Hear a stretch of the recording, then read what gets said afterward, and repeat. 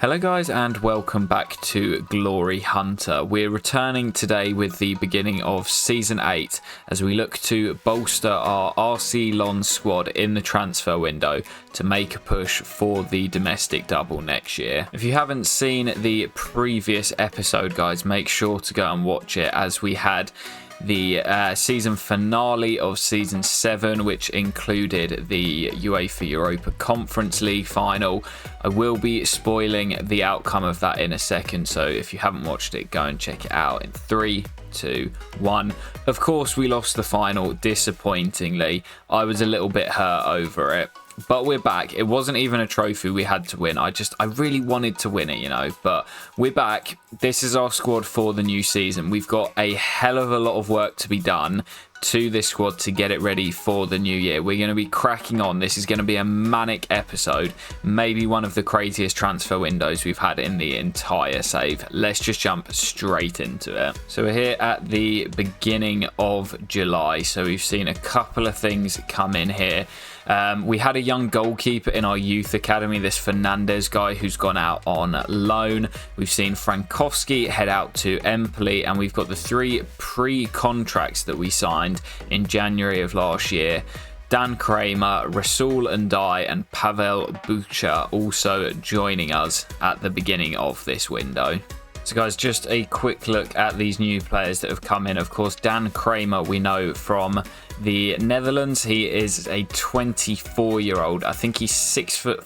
Yeah, 6'5" shot stopper. I think he could turn into an absolute beast. I think him and Galini are going to compete for the #1 spot this year. We then have Rasul Ndai, who's a really decent backup in the CDM role. We obviously lost Salis Abdul Samed in January of last year, and we never really replaced him. He is our replacement to Salis, who left in January. And of course, we've still got Patrick Kaiser as well, who was absolutely fantastic in the second half of last year. And Pavel Bucha, I'm not sure. We'll call him Pavel.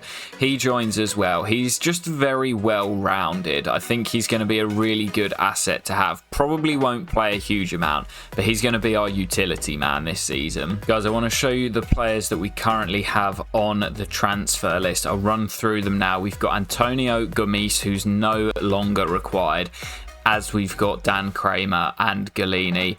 Oku, Schumacher and Novak, all left-sided centre-backs who have basically kind of reached their peak. Oku and Schumacher aren't going to get much better, and I think I'd rather have the money for them. Novak, we signed him in January as backup. He never really played, but again, I think I'd rather just have the cash for him. Dan James, you guys all know my feelings on Dan James. His end product was so bad last year. He's into his 30s now, and I definitely think we can get better. Yanis Ali, again, at 23 years of age, he's probably not going to play with the players that I'm looking to bring in, so I'd rather just bring in whatever funds we can for him, as there's no point him just sitting in the reserves. Ibrahim is loan listed again. I'd like to get him another loan. Josef, who was out on loan last year, he's just not going to make it. We're definitely going to try and sell him on in this window. Lorenzo Robert, who was also out on loan last year, and Vicente Cardona are 2 youngsters that I'm just looking to get some more game time. And David Costa as well. Didn't really get on with him last year. Reckon we can get a decent chunk of money for him. So looking to shift him on to get some more funds through the door. And speaking of funds, it's time to find out how much we've got in the budget. It's a little bit less than I thought. I was hoping we were going to get around 60 to 65 million. It's not a huge amount. It's so difficult to try and compete with PSG when you're working on such a small budget compared to what they're used to. We're going to have to generate money from player sales and reinvest that into the players we want to purchase. And guys, call me crazy after he only got 1 goal last year, but I'm actually going to turn Stefan David into a left winger. Only going to take him 4 weeks. You can see his shooting stats aren't the greatest, but his defending's awful as well. I don't know why he's a right wing back. His defending stats are horrific. He's really good on the ball with his dribbling and passing, and his pace is fantastic as well. If we can get his shooting stats up, he could turn into a quality left winger. So we're going to get that done, and it'll be done in around a month's time. Okay guys, I've just made some big moves in the free agent market to kick off the window. Instead of showing you them coming through the door one by one, I've signed them all in one go. I'm going to show you them in the squad hub, as there's a few that I have a plan for. So the first one to show you is this man. Harry Kane's in the building, ladies and gentlemen. Now, he can no longer run. He's got absolutely no pace. His stamina's not great, but technically he's still pretty good. As you can see, I am actually training him to become a centre mid, which may be absolutely crazy, I know. But he can't run anymore, so we're not really going to be able to use him as a striker, although it's never really been his game. And I think like Rooney did at the end of his career, where he dropped a bit deeper, Harry Kane's still got brilliant technical stats. Yes, his stamina's not great, but he's never going to be playing 90 minutes for us anyway.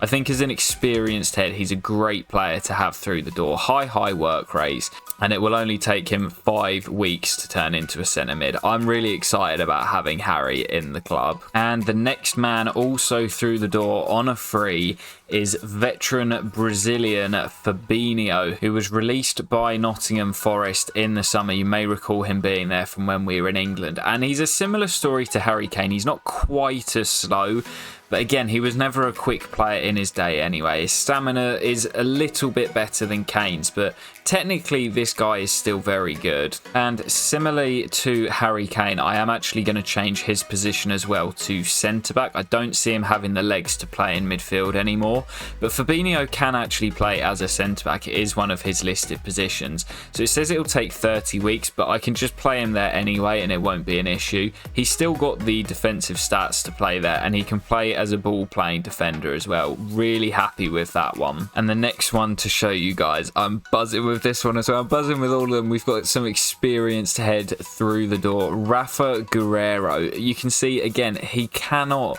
do anything physically. His pace is not very good. His stamina and strength is awful.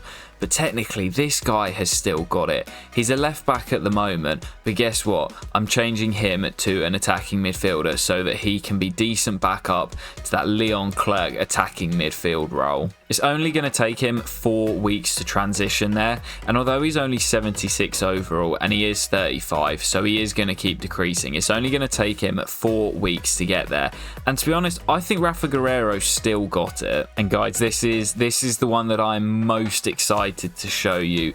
Kingsley Coman joins us on a free. Unfortunately, his stamina is not great anymore, but as an impact sub, this guy is going to be fantastic. He's still absolutely rapid, which is one of his main assets. He's really good on the ball as well. You can see this guy wins league titles for fun. He's got that stat of like having won a league title in every single season of his career so far. I'm sure it's not still going at 33 in the game, but we're trying to dethrone PSG. We've brought in a former PSG man. He's been around the block in this save, but I think this is a really good bit of business. Can play on either side as well, so he is great backup to Moses and Buick on either side. Really buzzing to get him in. So then guys, with those 4 new players coming in, it is time to start thinking about potentially shifting some players on. And although Hadjam isn't really a player that I am outright looking to sell, if we can get a good price for him, I wouldn't be against it. And speaking of good prices, 18.4 million deal agreed with Middlesbrough. Chief Exec thought the most we could get for him was 14. So to get 18.4, I think would actually be a very good sale. Big offer here for Moses, which I'm going to reject. Absolutely no way we're selling him. Also an offer for Galini. Now I'm not, again, he's another player that I wouldn't be necessarily against selling if we get a really good price for him. We'll negotiate with Mets to see how high they're willing to go. Like if we get kind of 7 million for him, then that's a great bit of business considering that we signed him on a free just last summer. Well, Mets have said yes, they want Galini. I wasn't planning on selling him. He did win the Golden Glove last year, But as I say, 6.5 million. He's only got 2 years left on his deal. He's 34 years of age, which isn't necessarily old for a goalkeeper. And although I was happy with him last year, I would be quite happy to get the cash for him. Wow, so that's gone through really quickly. Julien Hadjam has swapped France for England as he joins up with Michael Carrick's Middlesbrough side. We get an A for the price, so we've obviously been wheeling and dealing. It does mean that we're going to need to sign somebody in that left-back position, as we now only have Fernandez, but I'm happy to get a good price for him. And on the same day, we've seen Pierluigi Gallini head out to Metz. I don't know if they got promoted or if they're still in the second division, but again, another good sale. Not somebody that was transfer listed, as you guys saw at the beginning of the episode, but a good sale for a player that wasn't guaranteed to be starting next year. So then, guys, we have just completed our first big money signing of the summer. It's a new right back, Brandon Soppy, joins from Atalanta, and I think this is a fantastic piece of business. We've picked him up for under market valuation of just 19.5 million. He still had a couple of years left on his deal, so I'm really happy we got him for that price. Obviously, David's going to be converted to left wing, which leaves us with just Kambedi. And as much as I got on with the right back last year, I decided now is the perfect time for an upgrade. So Brandon Soppy joins for 19.5 million. So guys, we've just had 2 offers for Antonio Gomis. We've agreed £10 million fees with both Amiens and Monza, so I'm hoping he will go to one of them. I don't care where he goes as long as we get the cash for him. And we've also had an offer here from PSG for Oscar Schumacher. Now this is an interesting one because I don't really want to sell to a direct rival, even though I don't think he's going to get much better. So I'm actually going to ask for more than I would if I was selling elsewhere. They're saying they won't go higher than 11. I will ask for 14.5. I'm not going to sell to them for cheap. 14 million. Will they accept? No. 12.7. They're not going higher than that. I'll ask for 13.5. That's still way over the market valuation, and they've said yes to that. I'm happy to let him go for that price. I don't see him starting for them anyway, so I don't mind selling him to PSG. And guys, our next big money signing, I overpaid a little bit more than I wanted to, but there was interest from other clubs. It is the main man, the 6'8" beast, Isaac Toure, relegated with Estac Troyes last year. We bring him in for 15 million plus Ilan Oku, who was valued at about 8.5 million. So that brings the transfer total sum to around 23.5 million, which is actually pretty good looking at his market valuation. They were, of course, relegated last year, and we've brought the big giant to RC Lens. I absolutely love this guy. Some more big news, guys. Oscar Schumacher has joined the champions PSG. I think we got quite a good deal out of it. 13.5 million. He'd reached his maximum potential at 77, so he wasn't going to grow anymore. And I think getting rid of Schumacher and Oku and replacing those two with Toure is a great bit of business. Well, there's confirmation of the transfer for Antonio Gomis. Was a decent backup for us last year. Only got a C for the price, but with a market valuation of just 7 mil, I think 10 million is quite a decent sale. He goes to Amiens, so happy to get him out the door, although it does mean that we now need a backup keeper. Bid here for Yanis Ali. We are going to negotiate to see how much money we can get. 5.25 million is absolutely fine with me. He looks like he's going to be heading to Union Berlin, and also an offer here from Dan James. Let's see what kind of deal we can strike with Inter. £27.5 million deal agreed with Inter Milan for Dan James. Another cracking bit of business in my opinion. We have been so good with our negotiations in this window so far. I just changed Coman's position to a right winger as it only took 2 weeks, and it's actually bumped him up a rating. I don't think it's going to last for too long, but it still keeps him a rating higher than he would have been. Love to see that. I've had a bid here for Kambedi from FC Twente, but he is a player that I'm not looking to sell, so we're going to reject this one. You can see the deal for Dan James going through here. That will add some nice money into the kitty. Off to Inter Milan he goes for 27.5 million. That should be an A in my opinion, because that is a great bit of business. It is indeed. 27.5 million, and Dan James, the man with no end product, is off to Italy. And we've also seen Yanis Ali head to Union Berlin, surplus 2 requirements now. 5.25 million also added into the bank balance for a player that was never going to play for us this year. Thank you for your year of service, Yanis. Off you go to Germany. Just like another deal going through here. It's just a loan for Camilo Fernandez, who I believe was the young goalkeeper we had come through the academy. He goes out on a 2-year loan to Spal. Guys, we've just made a historic signing. We have brought in the nipple himself. Alphonse Areola is in. 36 years of age now in the save, but lots of experience. Will come in to be backup and provide competition to Dan Kramer. He is 4 ratings higher, so they will have competition between the two of them. Obviously, Kramer 12 years younger. But a nice little pickup as a free agent, and he's French as well, so helps with squad registration rules, which aren't a thing in FIFA. But Alphonse Areola, the nipple, is in. Guys, I am absolutely buzzing with this signing. This is our long-term replacement for Seko Fofana in the midfield.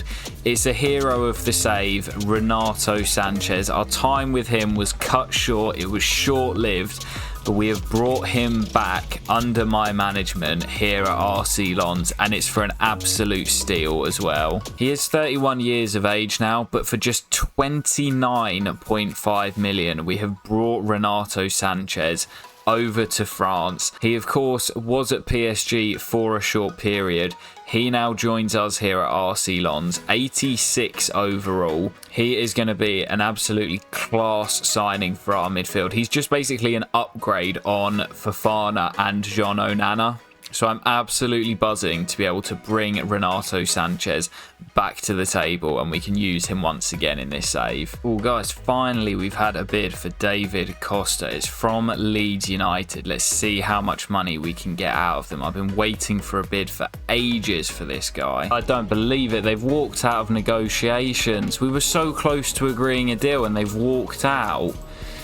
Oh, that is frustrating. Hopefully we can get another bid for him. Okay, guys, another huge deal through the door here. Not only does this guy have a sick name, but Quentin Merlin is through the door for 32.5 million. And this guy looks absolutely insane to play left back for us. He will probably become our starting left back, with Fernandez dropping to the bench, with, of course, Hajam leaving the club. And that gives us really good depth in both fullback positions. But Quentin Merlin looks absolutely solid. It's like we've seen a deal go through here. I believe that is Fatih Ibrahim heading out on loan to Villarreal for 2 years. A nice little loan move for him. I'm hoping to see some growth in those 2 years, as we didn't really see any with Benfica last year. Alright, guys, we've got a couple of position changes to be processed here. First off, Stefan David to left wing. And that, wow, bumps him up to an 82 overall. Jesus Christ, what a jump that is from 74. That is a huge boost in rating, up 6 ratings to 82. And the other one that I believe was ready was Rafa Guerrero as well. So, of course, now with Merlin and Fernandez, we don't need him at left back. He will jump from a 75, Jesus Christ, on a bike, to an 85. Holy shit, man, that is insane. I mean, he's going to drop a lot because he is now 35, but to jump up that high makes him so much more usable. He looks incredible now. Jesus Christ. Another deal going through here for one of our young strikers that we were trying to sell on, the Israeli Aitan Yosef. Apparently a poor deal, but over market valuation, I was happy with the price. He's out the door as well. Or this could be big, guys. Another bid for David Costa here from Newcastle United. Let's see if we can strike a deal with the Geordies. Wow, just like that, Eddie Howe says yes. 40 million price tag we set on David Costa, only valued at 26.5, 28 years of age. If we can get that deal through, I've got one more big signing that I would like to bring in. All right then guys, we've actually been interrupted in our transfer window spending by the Trophée des Champions, I believe it is, which is basically the French Community Shield. I'm just using it as a pre-season friendly, basically, a chance to give some of our new guys some minutes. I'm not going to take it particularly seriously. Let's see if we can get one over on PSG early doors. Seco round the corner to Edson Alvarez, and now it's into Harry Kane. Look at Coman in a huge amount of space. Kingsley Coman off the woodwork. Fabinho again does well. Seco looks for the run of Openda. Back to Seco Fofana. Can't knock him off the ball, but Seco hits it wide. Our finishing's not quite been at it tonight. Here's Mbappe down the left. Fabinho does well. Been really impressed with him at centre-half, and that's a terrible tackle from Mbappe. Just a yellow from the ref. Here's Seco Fofana. Now Openda. Round the corner to Harry Kane. Keeps the ball moving, Harry. Into Openda once again. Looking to work an opening for him. Into Moses. Brilliant build-up. Moses! There's our opening goal. Moses Youssou breaks the deadlock with a brilliant strike on his left foot. Here's Nonto. Gets away from Fabinho. Has Tierney in support. Back to Nonto. Oh, what a strike. No chance for Areola making his debut today. Nonto draws PSG level back to 1-1. Here's Mr. Thursday Night, Taiwo Awoniyi off the bench today. Rafa Guerreiro waiting for the run of Renato Sanchez. The former PSG man on his debut has most likely just won it for his new team. What a start for Renato Sanchez. I absolutely adore this man. Midfield run, it's what he does best, and he's got the finish to go with it. If this guy stays fit this year, he's going to be absolutely class for us. And that should do it. We do win the Community Shield, or the Trophée des Champions, or whatever the fuck it's called in France. Even the players aren't celebrating it that much, but we do get the trophy won. And we are going to get to actually see a trophy lift as well. It is technically our first trophy as manager of RC Lens, but I don't class it as a major honour. It will be the captain, Seco Fofana, to lift the trophy. Still got the armband, of course. And Seco Fofana lifts it for Lens.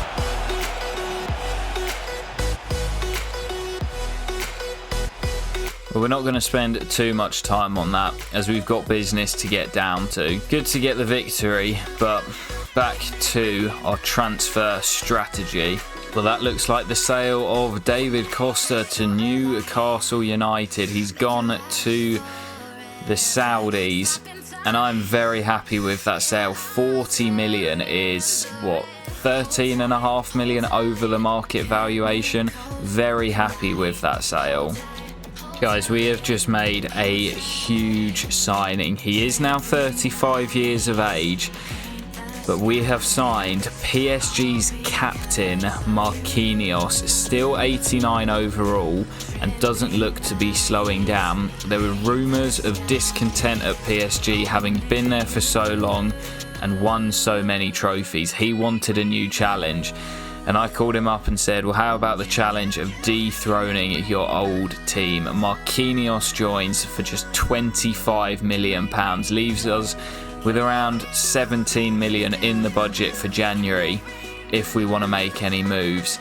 But that, for me, is a great bit of business. He's still very quick, and his defending is absolutely insane. To partner Ramiro Herrera as well, who I think is going to wear the captain's armband when Fofana is not playing. I couldn't think of anyone better than Marquinhos to join him. And just after that big signing of Marquinhos, we can see Lorenzo Robert going out on loan to Celta Vigo. Another of our strikers going out on loan to Spain for 2 years.